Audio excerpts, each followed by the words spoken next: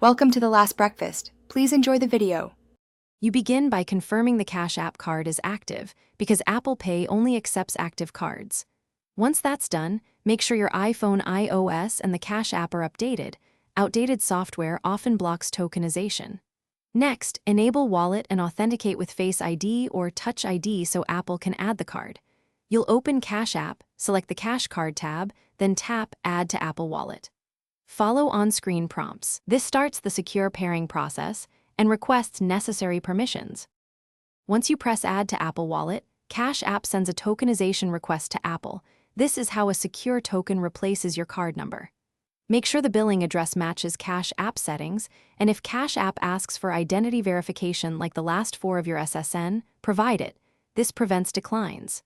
Accept any terms, then verify using SMS, email, or the in-app code that appears. After verification, wait for Apple Wallet to display the Cash Card with a pending activation badge.